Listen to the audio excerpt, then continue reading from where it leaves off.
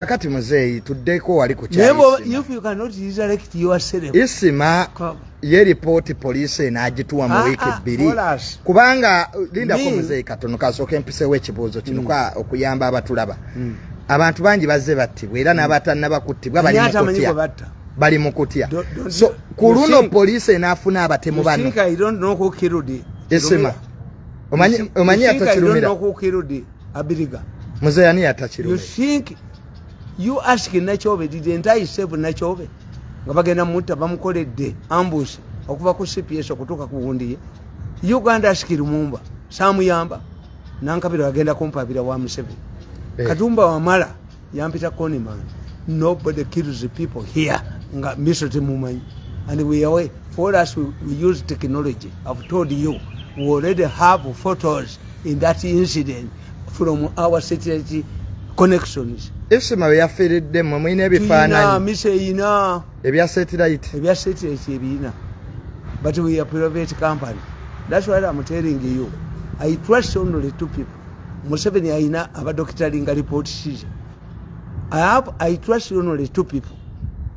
Muhozi and Magambo. I will give them a report. Enanga kasada mu gymnastics. If we want to know the real killers, you wait. Enanga to say new monitor and bucket they divert the attention. Kastora banga afande nanga atandise okunanaagira. The issue why they killed this man is not because of akatambi. Bagenti yabo. Nkugambi abadde ino obutambi. Nkugambi is not akatambi. I talk the same language. Era mbadde mwogera bye bimu. Byogera bye bimu. Ate gwe ng'osinga nawo. Sophisticated because I'm a mass communicator. How could you kill this man? First of all, he is not inside. He is not in charge of Abakumi Abakuma. This is an incident that can teach you how to change it. In fact, the director of deployment in the police, in the military police, in Baki to Jako, Abasekari military police, Babatwan. Baba police. Okujako nzimba ino. Gwe military police wagisigaza. Ne abasingadde bonna Babatwan. President yawa orders. Kakati ne bandeetera police abo. Oyo musajja ayambala emmundu ennyingi. Ne mmundu nnyingi. Yes. Yali Masindi nga ya training abaki. Basabbawa. Bana kujja. Omusajja akuuma sharp shooter. Nkugambye ne bwe ngenda mu kayu ne bwe ngenda mu conference yayina ebbaluwa ye. My role is protect this man. Ne bwe ngenda mu conference ne bwe ngenda bwayingirawo. Ebbaluwa gyayina yakunkuma buli wendi. Sharp shooter. Ya training yange Masindi. Yali training aba sharp shooter. Kati fa batalina ba sharp shooter mutuleseewa. The government must do things. One. Ba bloggers nga bafuusa ab'ekita tolaba enkoko eyo. Enkoko eyo okenyawo n'embaata. But the Baganda picked enkokozi which cleans. Ate n'enkoko zirinamu ebika eya lujumba. Ekigambo lujumba ku mutooro kitegeeza brown. Kati gwegenda enakasero obaga enkoko ya lujumba bagigula emitwalo 10. Is a medicine. Enkoko ya lujumba ndaba bajagalanya. Anti kuba Abaganda gye zino enkoko ziraba enjeru Abaganda bazigaana za magulu meeru.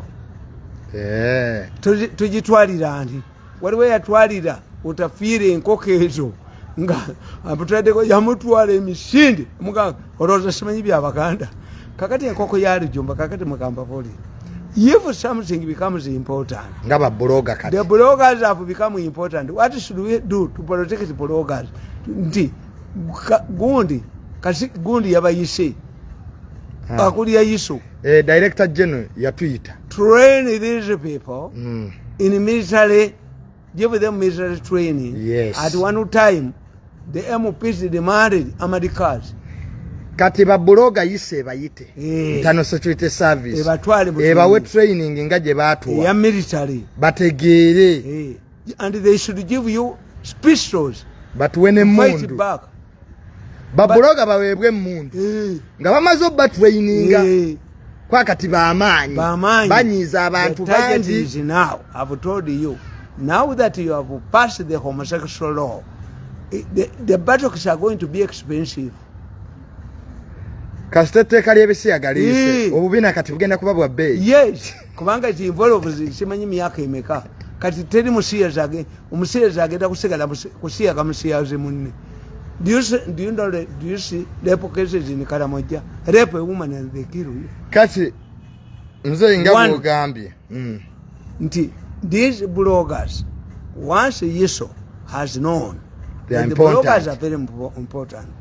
Take them to training and give them weapons. Pistols.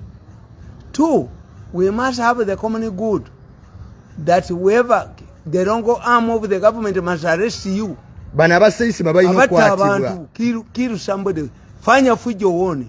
Kill somebody. Miso. I'm going to tell you. I want to tell you. Bajja kwatibwa. But when I have 2 people I trust. Reporters are present as a security was Dr. But I trust Magambo. I trust Afende Muhozi. In 2 weeks. Kasona inanga not move your siru. Inanga diverse. Inanga diverse. Look at the diverse. Monitor diverse. I will produce the killers. I've already captured 40%. But I'm a private company. Kukufa kwa isimu already oli 40%. 40%. Njokole inanga zanye ebyobusiru. Kuruno teri kuzanya bya busiru. I will make a report to Afende Muhozi and I will make a report to Magambo. Kwa ya isima muntu waffe nnyo bambi. Anti bwe batamanyi. Abadde awagira nnyo General Muhozi. When I look at these MPs, I laugh at them. Namwe bagenda batta bagende wa Muhozi. Kwa kati strategy empya. Era yakutta abantu ba General. Nti bagamba nti abayekera balumba police stations. Why? Mutebagala Muhozi. Ne bayincitinga ba veterans tebagala Muhozi n'abakuba. Ne bagula banna Kenya tebagala bakube Muhozi bamufuule comedian. This we are seeing the last tail, the tail end of this anti-Muhozi.